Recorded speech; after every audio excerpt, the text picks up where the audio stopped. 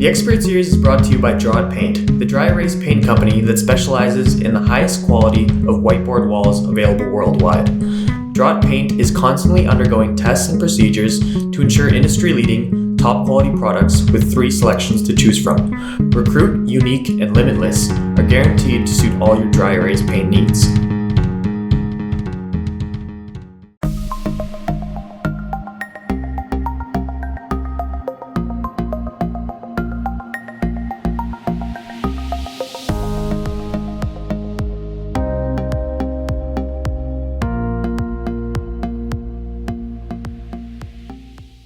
So my husband is active duty military and he's getting ready to retire next year.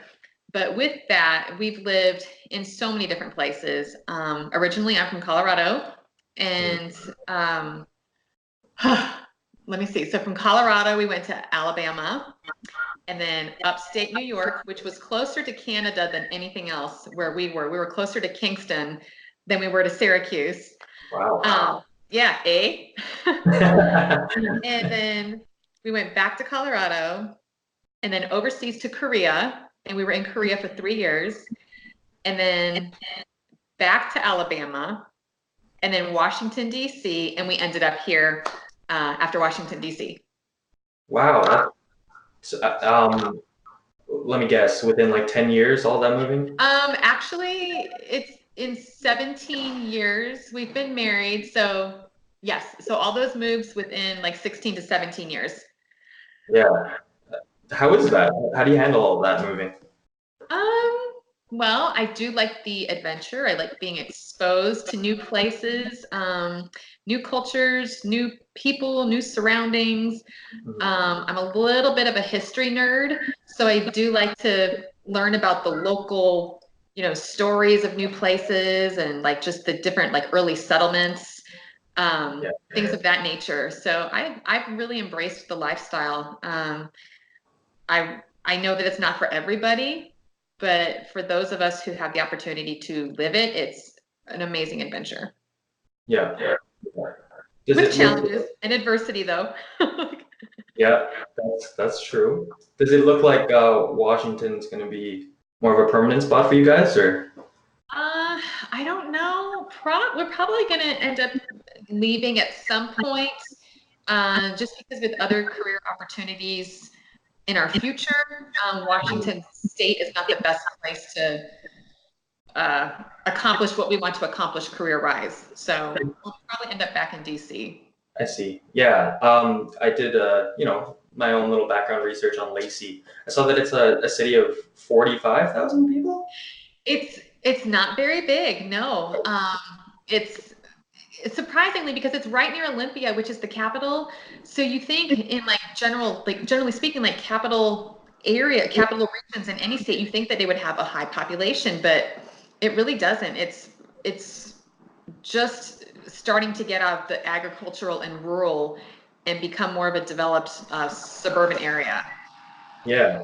It definitely seems like pretty new and up and coming. I mean, there's a lot of, cities and neighborhoods like that with growing populations. So eventually I think it'll get there to that densely populated kind of thing that it would make sense for, especially a city close to Olympia like that, right? So yeah, well, we are close to Seattle too. We're about an hour and 20 minutes south of Seattle, which is home to Amazon and Microsoft and Google. So so we have a lot of people that commute to Seattle that live down here. And so it's that urban sprawl is starting to come down this way. That's great. You said like career opportunities though. Is there like an ideal spot that you'd eventually want to get to? Well, I'm lucky enough that I've worked in careers where I can work anywhere. It's just a matter of finding the network because it's referral based. But my husband, because I go where he goes, I stay where he stays. It's more about giving him the opportunity to be around the people he needs to be around to grow his network and his business. Mm-hmm. But I feel pretty fortunate that I can plant some roots anywhere and make stuff happen for me. Yeah, I mean, it sounds like you can kind of just set up camp wherever it is and do whatever it is you need to do. Yeah. So have you been a real estate broker for like your entire career, or have you kind of jumped around? No, so because of the whole military spouse aspect, I have had to adjust my career every time we've moved. I am a college graduate twice over, but as far as um, I was a mortician for 8 years, so a funeral director slash Yeah. embalmer, and then I made the transition to real estate about 2 years ago. Oh, I see. So why the transition to real estate? Well, for one, we were moving again, and funeral service is a licensed industry, and the license doesn't transfer from state to state. And it just seemed like the right time to do it. My heart really wasn't. Funeral service is a very hard industry. There's a big emotional investment that's in it, and I love serving families and coming from a place of service and advocacy and following legal guidelines. And funeral service, I didn't want to do it in that realm anymore, but I was able to do those same things in real estate. Yeah, I can see that you're definitely passionate about helping people. I think it's even in your Instagram bio, something along those lines, right? Relationships. So, Relationships, results, and community. yeah, Those are my big three things that are very important to me. yeah, yeah. So with, I mean, a fairly small city, 45,000 people roughly, um, I'm assuming everyone's kind of close. Not necessarily, because we do have we're next to a military base. And so with that, there's a lot of coming and going of people. There's a high turnover for people who actually live here and stay.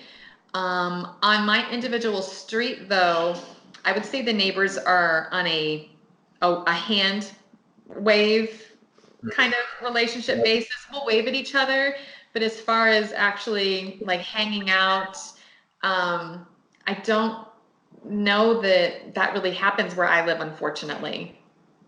I wish that it was back in the 1950s when, you got along with, well, I wouldn't know, I didn't live in the 1950s. So like, but I wish that we were, had closer bonds and maybe saw each other more, but it is what it is.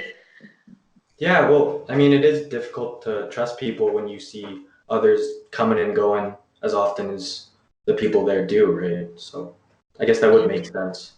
Yeah. Um, Now, does that make the, buying and selling process as a real estate broker, does that make it more difficult? Can you kind of take us through that process? Oh no, you want people coming and going. You don't want people staying in one spot when you're in real estate, because you're not going to make any money if people are living in their homes and not moving anywhere. Um, so with people with the constant coming and going, that's something you definitely want in real estate, and just always meeting new people. It's important that you have that turnover, as bad as it sounds, for building strong communities. Yeah. So those kind of short-term connections actually give you a helping hand then, don't they? It does. Yes. I see that like you do a lot of your promotion through your Instagram. Are there any other ways you do your self promotion? Because I know it can get pretty competitive for anyone within real estate, right? Yes, it is a cutthroat business. Real estate agents, I don't want to say, I mean, they're like cockroaches. For everyone you see, there's 50 you don't see.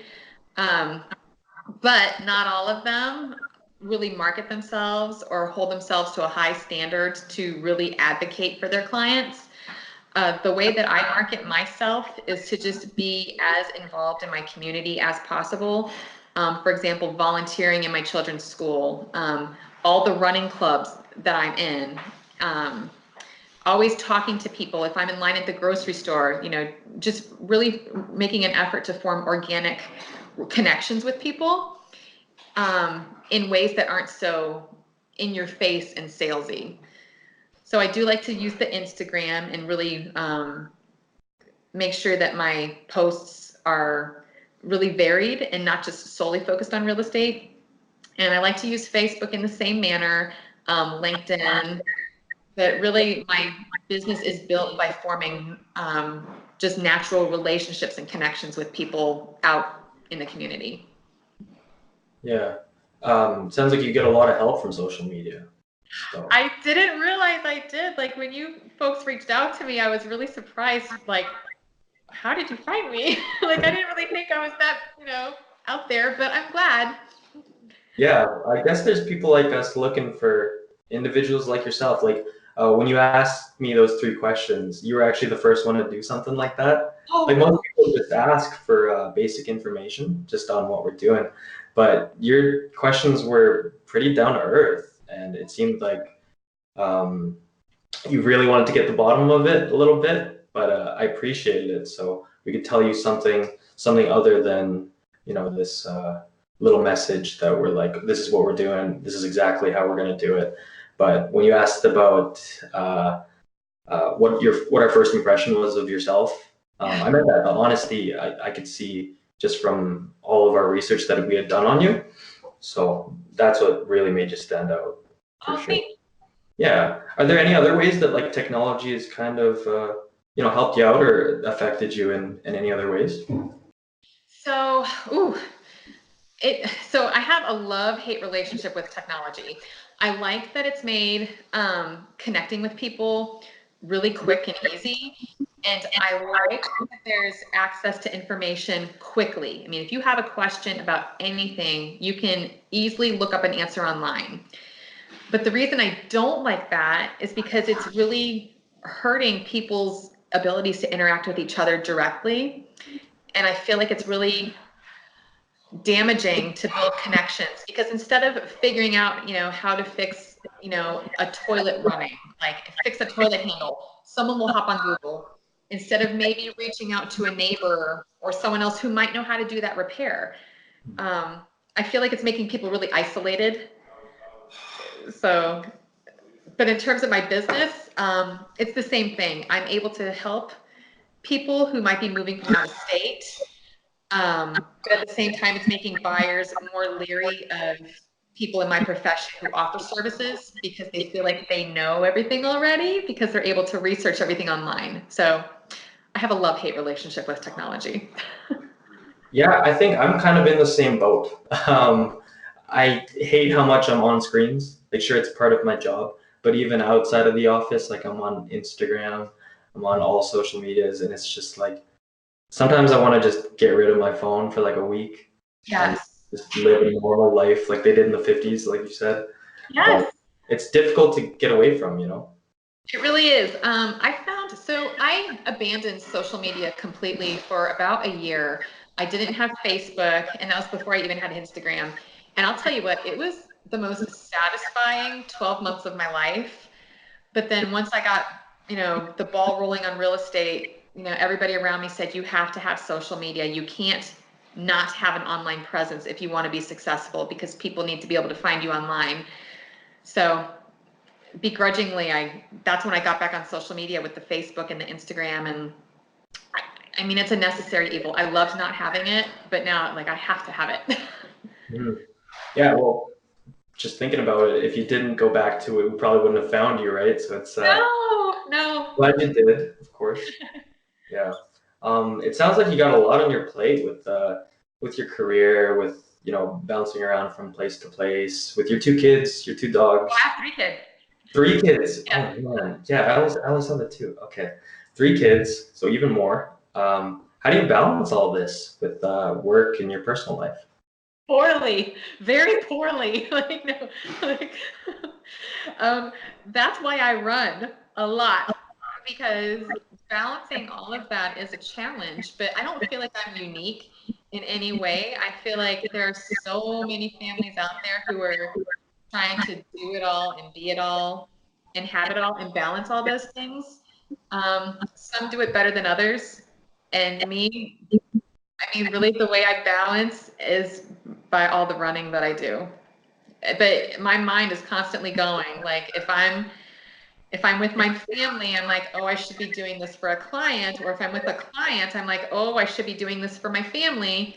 And if I'm out running, I'm like, oh, I'm failing everybody right now, but I'm having fun, you know? I think you got to look out for yourself sometimes and have that escape. And it sounds like, running's that for you. So, have you kind of like ran your entire life? Like, how did you get into it? No, so I got into it very late in life. Thank goodness, because a lot of people who start younger, by the time they get to my age, their knees and their hips and their low back are toast and they can't do it. So I didn't start running until about 5 years ago. And I got into it after a friend asked me to run on her team in the Army 10 miler to honor her husband who was killed during a training accident with the military.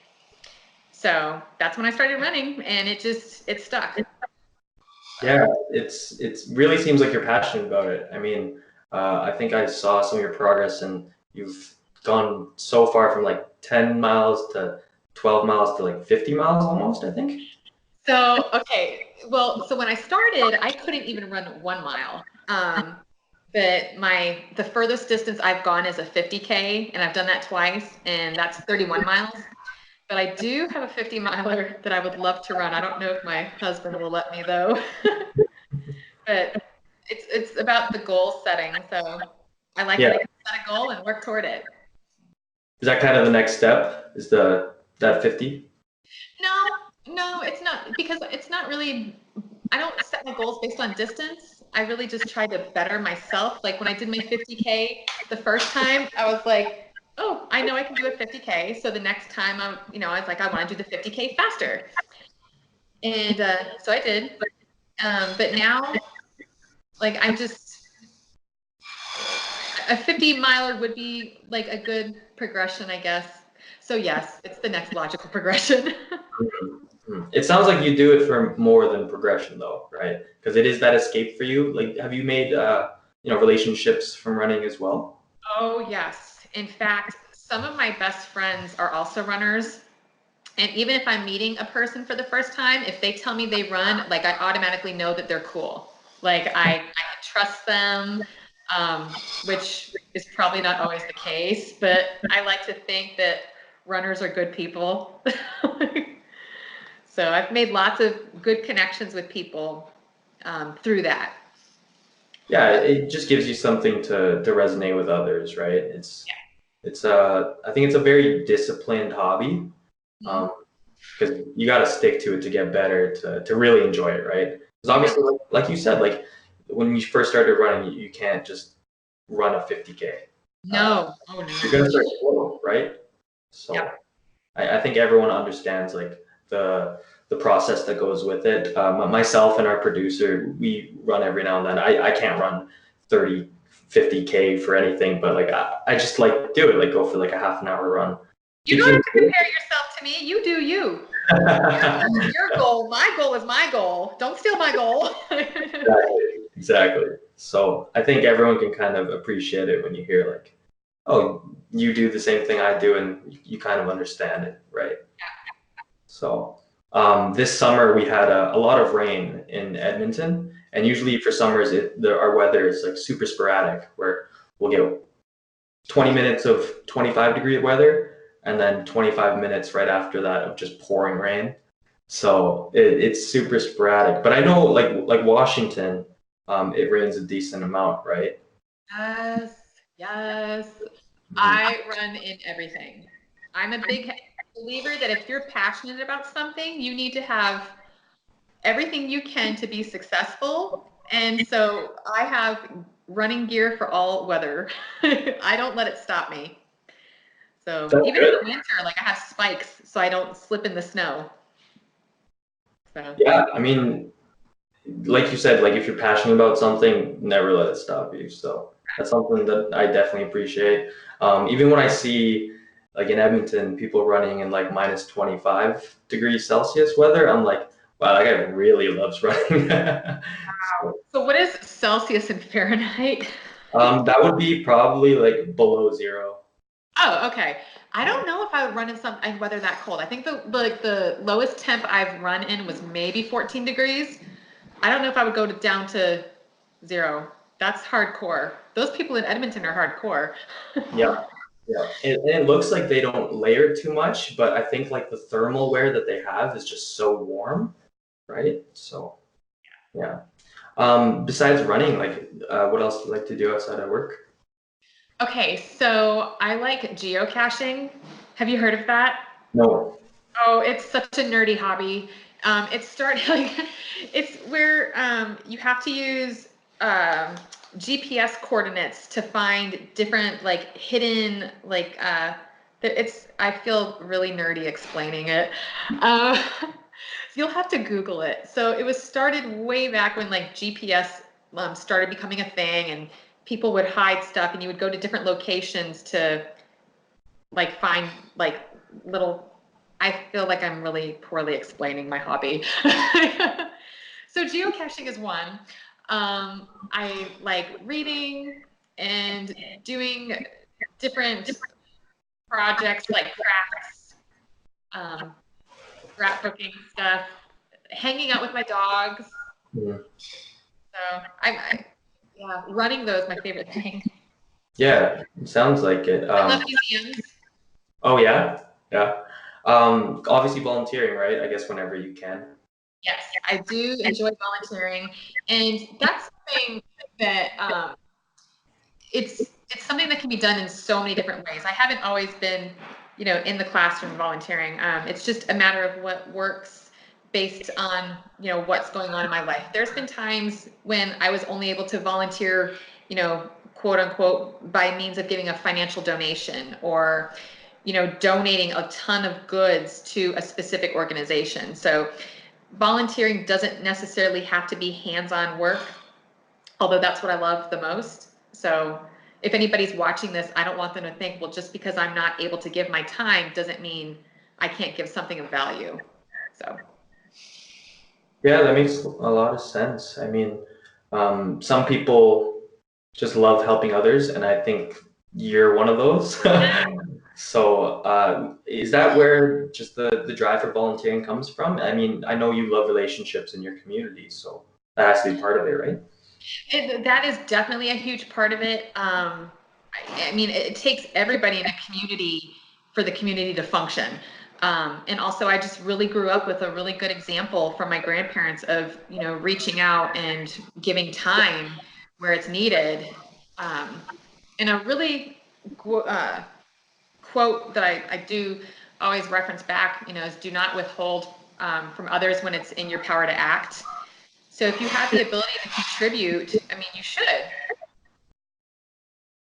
So So, as long as you're capable, you'll keep volunteering. oh yeah, because I enjoy it. I think it's good for the soul. I mean, you can do physical activity for your body, you can work to make money, but you need to feed your soul by serving others.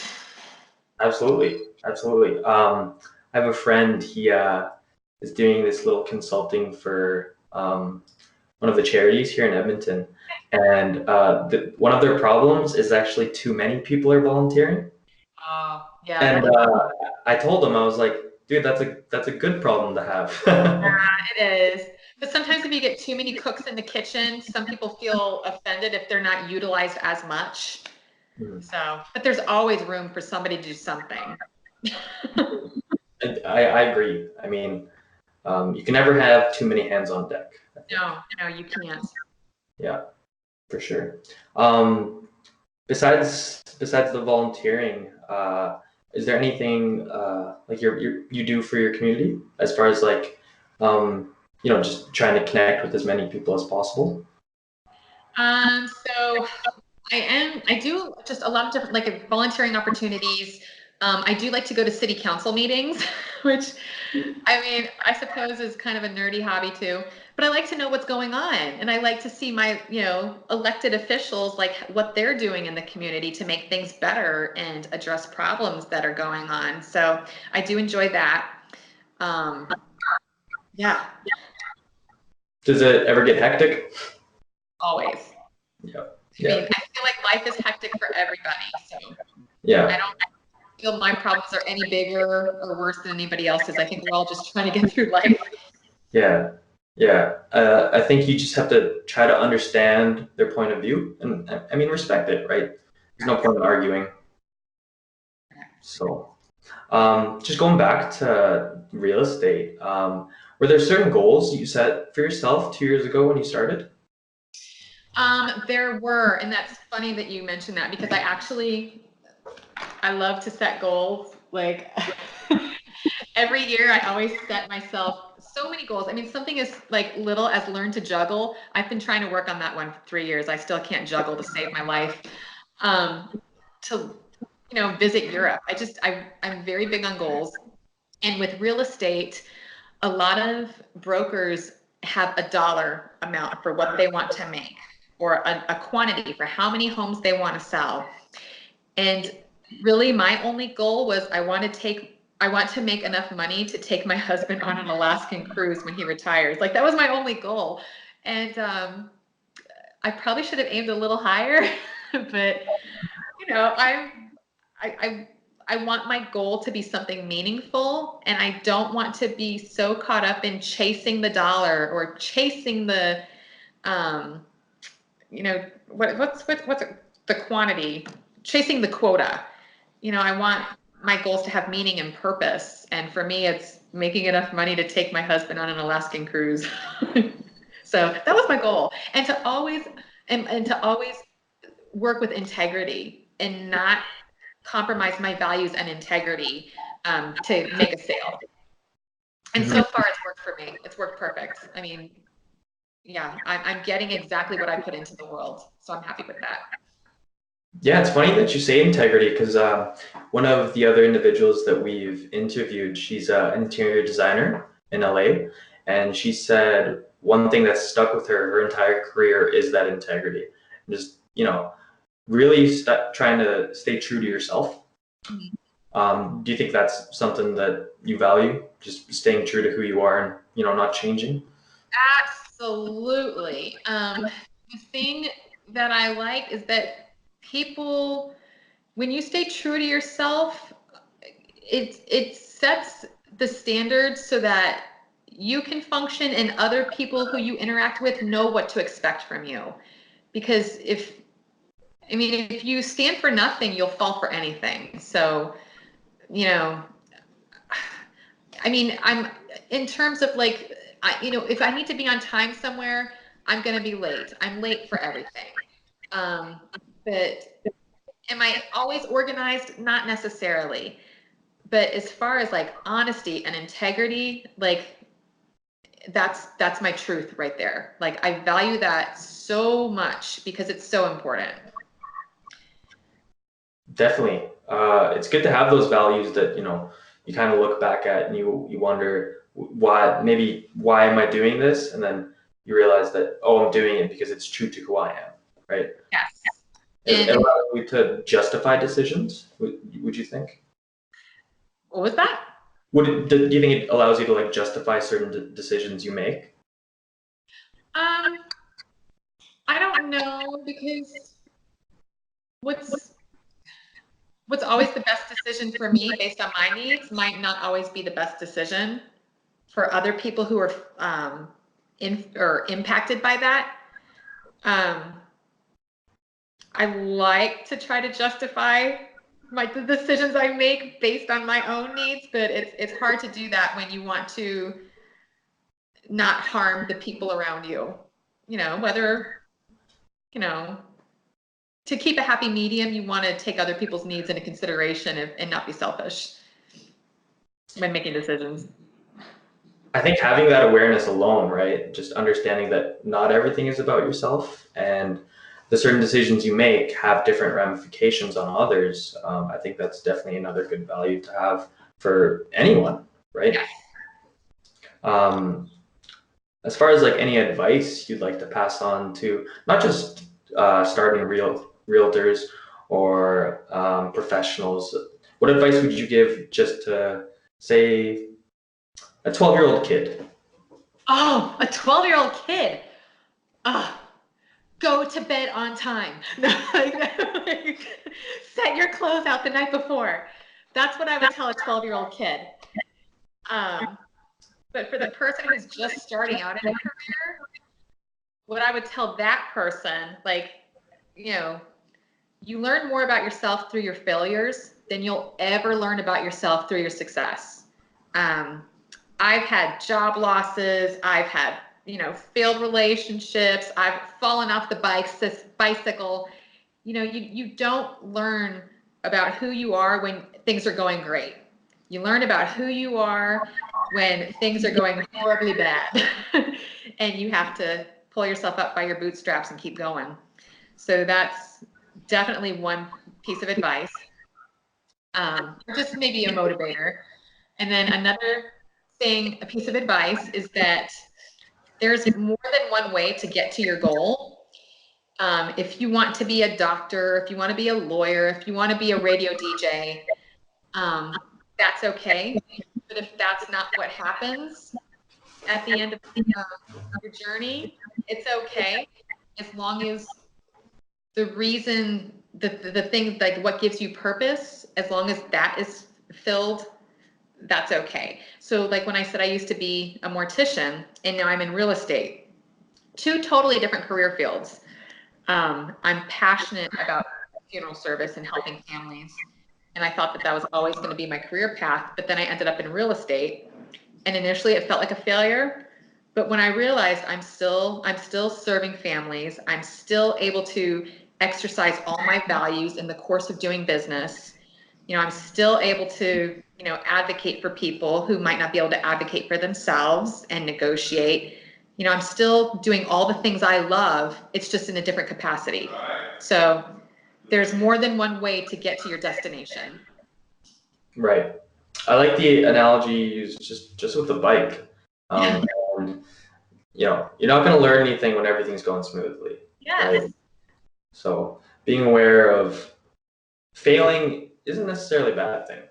No. Just a little background on me. I started my university career out as an accounting major, and I learned pretty hard that it's not what I wanted to do. And I was doing okay in my classes, but it wasn't up to the standards that I wanted, right? Yeah. And I really had to think about exactly what it was. And that's when I kind of found marketing, and I got support from my parents, I got support from friends, and they really just wanted what was best for me. And through those failures, I really learned what's the most important thing in my life, and I would say is relationships. Good. So, yeah. I know you value that quite a bit. So where do you think that comes from? The whole relationships is, a top priority for you. I grew up in a family that was very close, and instead of spending money on a Nintendo or doing like the latest cars or whatnot, my parents invested money in plane tickets so we could travel and spend time with our family. And so that's where the relationships come in, because that's how I grew up, just to really value relationships with your loved ones and the people around you. And not everybody has that, so it's important to be the person that other people can lean on if they need it, because not everybody has someone. So that's why that's important to me. For sure. Some people are definitely a lot luckier than others, especially with the family side. And if you got it, run with it, because it's hard to get, I think. Yeah. So just moving on to like our last segment here is the fun stuff. But some of the stuff we've kind of covered, and I think you can tell that I'm not really going in order or anything. Nothing here is set in stone. We just want to talk to you about whatever it is you want to talk about, right? So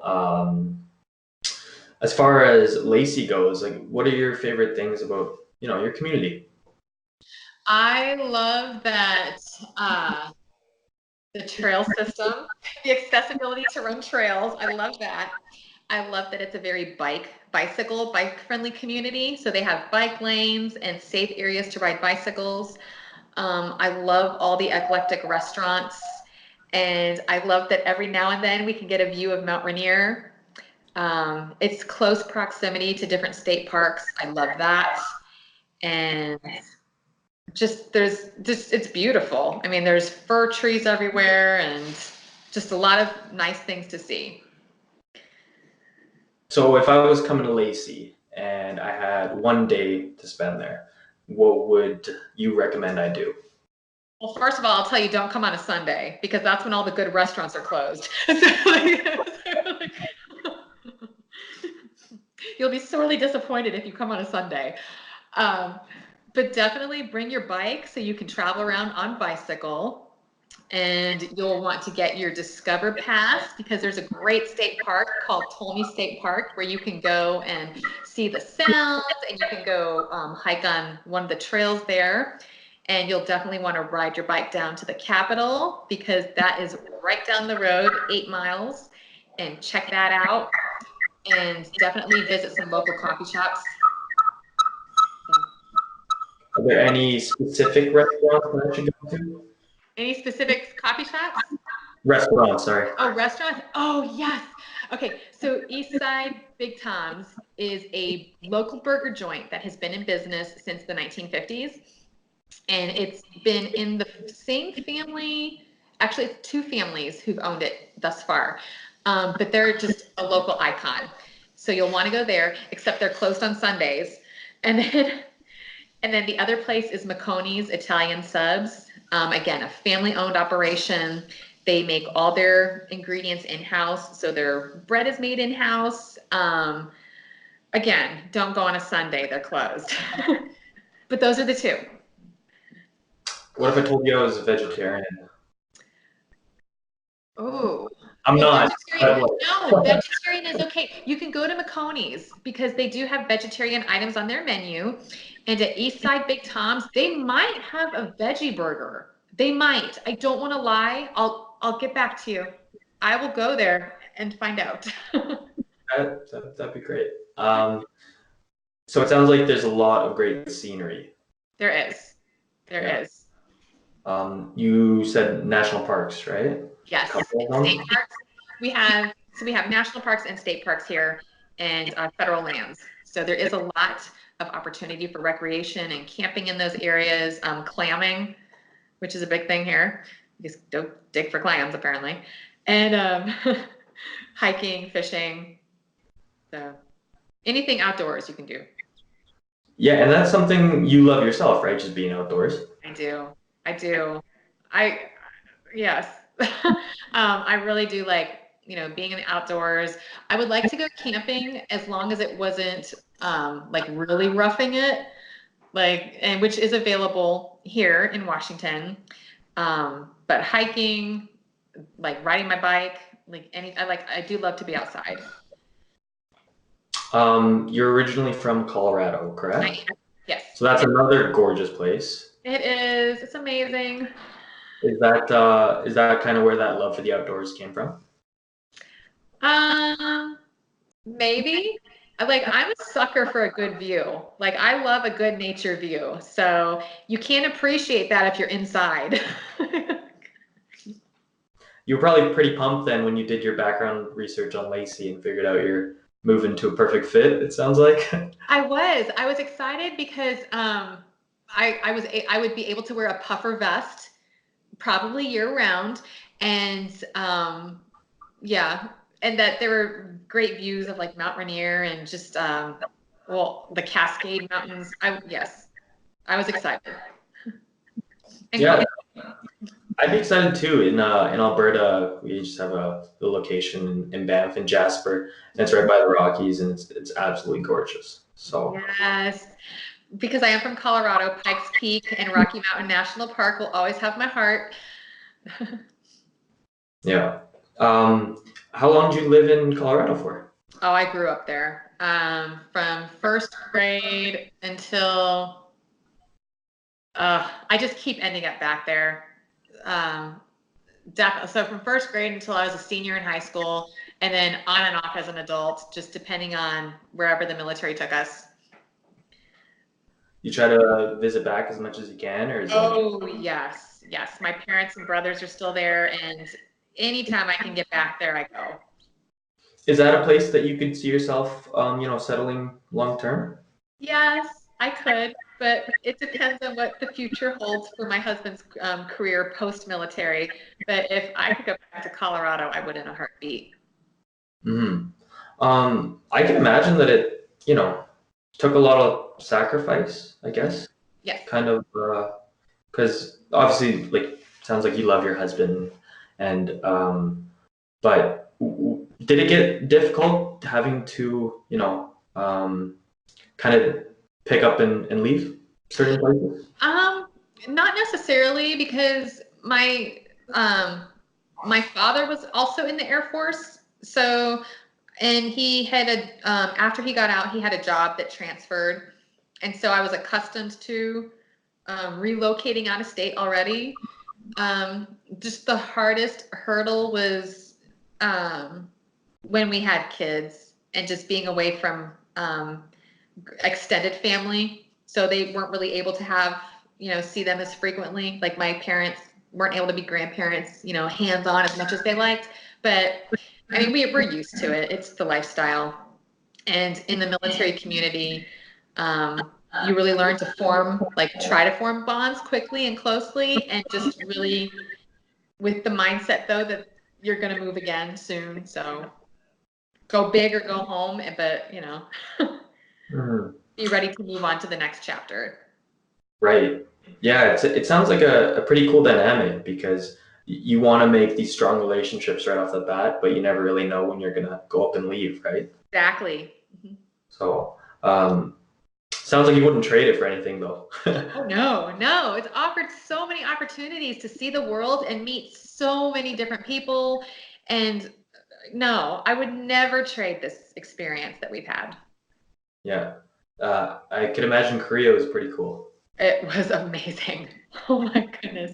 Because we were able to live there 3 years. So we were really able to immerse ourselves in the culture, and the food was amazing. And it was great. Loved it. Did you guys live in Seoul, or was it? We did. So we lived in Pyeongtaek, which was a rural area, but then we moved up to Seoul, and we were there for 15 months, and it was amazing. I mean, that city is alive, and there is so much to see and do, and it was amazing. I heard it. If they can. I heard it's like just so modern too. Okay, so the things that are happening here in the States, I'm trying to think of an example. So, like something like Apple Pay, or just technological advances here that Americans are like, "Ooh, this is so modern." Well, it's stuff that's already been going on in Korea for like 4 years, they're really cutting edge with technology, and it doesn't make its way over here until like 3 years after the fact, it seems. It's what we've seen. Like Gangnam Style, hey. Like that song, by the time that song was like popular in the States, like Korea was already over it. It was like so old. It sounds like they're very trendy. Yes. I noticed that too. I went to a movie just like last week, and they were starting to do advertising for like 4D films, I guess. And I remember when I went to the Philippines like 3 years ago, they actually had it up and running already. So yes. I don't know what it is about Asia, but they're just way more advanced. They are. I think it's probably because of just, different laws. They don't have a lot of the restrictions there for, copyright laws, or not a whole lot of government oversight and research and development, maybe. I don't know. I'm just speculating. They do seem like they have quite a bit of fun though. So yes, work hard, play hard. Yeah. Just kind of bringing it back to Lacey, where you are now. What are like the different attitudes of certain neighborhoods? So we have, I want to say it's diverse here, but it's not. We do have a lot of historical homes, and so the people who live in those neighborhoods are very proud of having been, original, their families were original to the area. And with the military community, we have a lot of coming and going, and maybe, more of a broader view of ideas. And then down towards Olympia, it's very eclectic, very liberal, progressive type of attitude. So it's not as much of a melting pot as I'm accustomed to, having lived in other places. But I feel like they're getting there. Did I answer that question? Yeah, no, you did. It sounds like a lot of the areas are just pretty different, honestly. It really is. Actually, it really is. And in such close proximity, it's weird to have such a micro, like, just, it's, yeah. You would think there'd be more of a blended, homogeneous, view, but it's not. That's actually what I assumed. So yeah, especially with just the population alone, I was like, I'm sure everyone's kind of similar, but no, you guys got a good mix. So yeah, that must get fun. I mean, do you guys have like you said the school your kids went to, the one you volunteered at, there's a lot of there's some Asian kids, there's some ones from Central America. Does that kind of show with the rest of the city? Like, are there like Asian communities in certain parts, or? I don't think it's an accurate representation of the city. I just think that our school, because of where it's located, it has to do with housing affordability. Maybe, I don't know. But we don't really have a predominantly Asian, although, no, that's a lie, because we do have another restaurant that's also closed on Sundays. My favorite, like, little teriyaki joint is owned by a Korean family. So we do have a good Korea population here, but they're not centrally located in like a Koreatown like you would find in, like Washington, D.C. or even New York City. That it's dispersed. Mm-hmm. Mm-hmm. I guess that's pretty cool that it makes it random. It's very random, yes. Yeah. That so the Korean teriyaki place, what do you usually get there? Oh, the teriyaki chicken. Yeah. And the kimchi. No, she doesn't have kimchi, but she does have a soup. So yes. So I just get the teriyaki chicken, and sometimes the yaki mandu.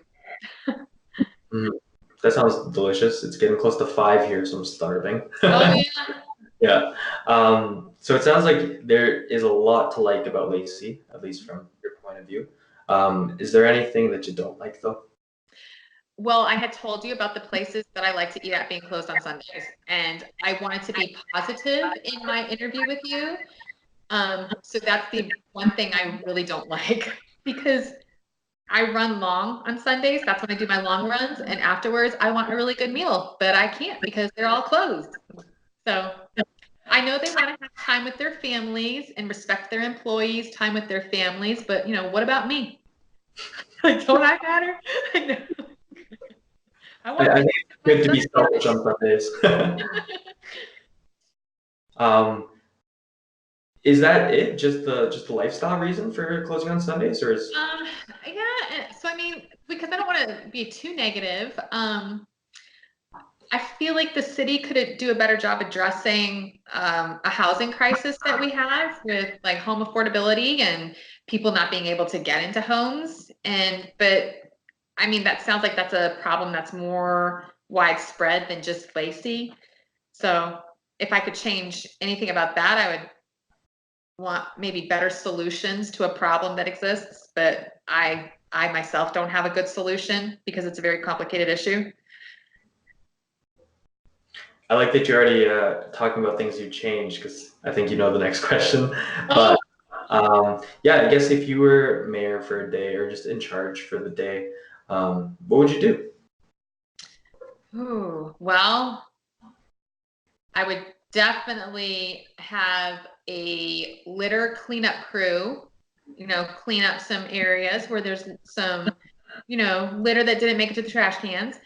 But I would also have a community day where people would come out and support the community and show community pride, and maybe plant trees or just get to know each other. Have like a big barbecue and invite the whole community so we can all get to know each other. That sounds like the best meet and greet you could possibly have. With options for vegetarians. Exactly, accommodate everybody, right? Do you guys have like a litter problem? We do, unfortunately. Yeah, I don't know why. It's just, yeah. Maybe I'm more sensitive to it because I'm constantly assessing curb appeal when out looking at homes. So maybe I'm more in tune to it, but yeah. Yeah, I mean, especially because it sounds like the surrounding area is such beautiful forestry or great scenery. It sucks that, it's kind of spoiled with that littering. Yes. Yeah, so I'd be pretty upset about it too. Yeah. Just moving on to kind of our last segment here. It's the overarching trends. So this is when we usually just ask something that's not entirely related to yourself, but just stuff we've noticed in the real world. And as you can tell, one of them is social media. We've talked about it earlier in this interview, but so I think you use it in a great way. Use it to help your career. You use it to show whatever it is you're passionate about, whether it's your kids, your two dogs, your love for running, obviously. Is that something that you'd like to pass on to your kids, just the way you use it, or do you kind of shelter them? I do my best to shelter them because when I grew up before social media was a thing, I don't even think the internet really, like we had dial-up and AOL when I went to college and it was just coming out. Like I don't even know that AOL was quite out yet. And so I see the disparity between not having it versus having it. And I really make an effort to not let my kids have social media. I just feel like it's damaging to real world communications and maybe immersing themselves in, I don't know. I hate that we have to have it. Like we need it, but I just wish there was a better, I just wish it wasn't a thing. So is it kind of that reliance on it that you want them to stay away from? I want them to be able to function when they walk outside the door and be able to engage with people who are standing right in front of them.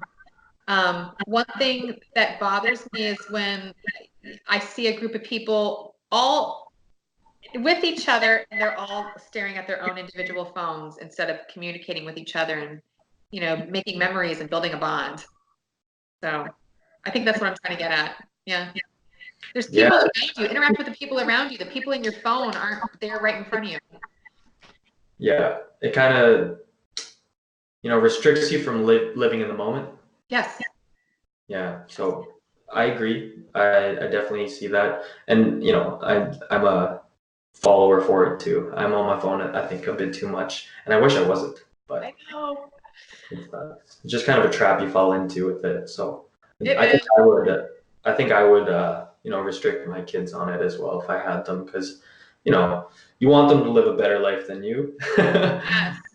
Yeah. And I really do feel like because the way people utilize it, it's not showing an authentic life experience. People are only showing themselves in their best light, and that's not what life is. Life is not always things going great. Bad things happen, and people don't post about the bad things online. Nobody posts like on Facebook, "Hey, I got fired today," or "Hey, I don't like I lost my dog." Nobody posts those things, or "I didn't get out of my pajamas today." So I feel like it just creates an unrealistic view of life in general. Right. It kind of takes away from those candid situations, Yes. candid moments, right? I can tell you're a very genuine person, so I think I can see why you cherish those moments.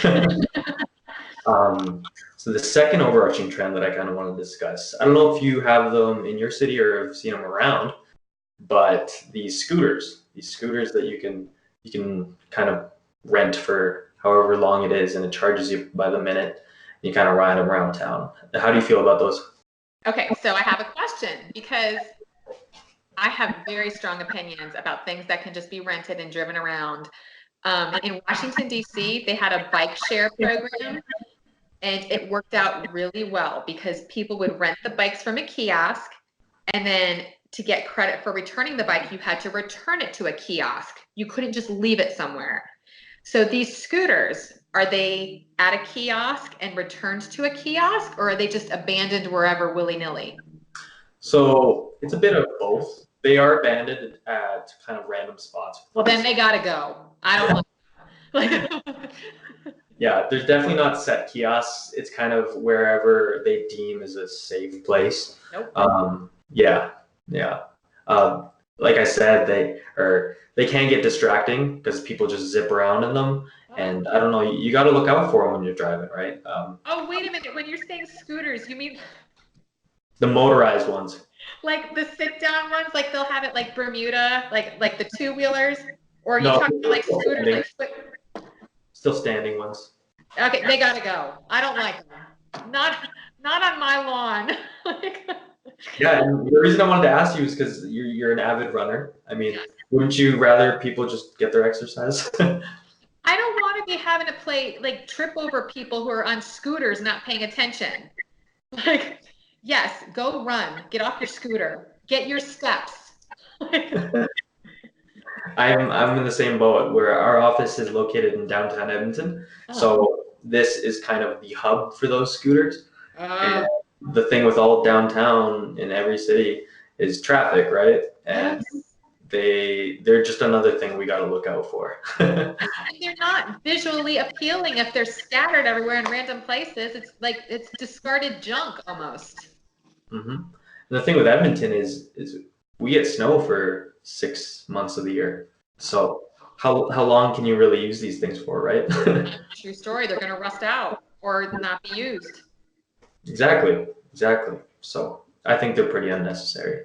But whoever invented it is like made a ton of money already. Oh, there's a ton of suckers for them. So I think it started somewhere in California, and California's lucky because they can use them year round. But yeah, not really reasonable for Edmonton though. Mm-hmm. Mm-hmm. So yeah, we're just hitting 59 minutes here. Okay. I wanted to say first, thank you again for doing this. We really appreciate it. Well, thank you so much for reaching out. It was really cool to see that somebody saw my Instagram and wanted to interview me. So I really appreciate that. Thank you. And thank you for your feedback about my Instagram. Like, that's very helpful. Mm-hmm. It stuck out to us. We try to reach out to people who we think will be a good representation of what we're trying to do, as well as somebody that's really passionate about what they do, and you kind of fit that mold perfectly. So thank you. We're really happy that you got back to us as quick as you did, because usually people do take their sweet time. So thank you again for the time today. I know you're fairly busy, but I'm glad we could catch you on a day where it's not too hectic. I know, it never happens like this. Yeah, it feels like it aligned perfectly, and I really enjoyed our conversation today. So. Awesome, me as well.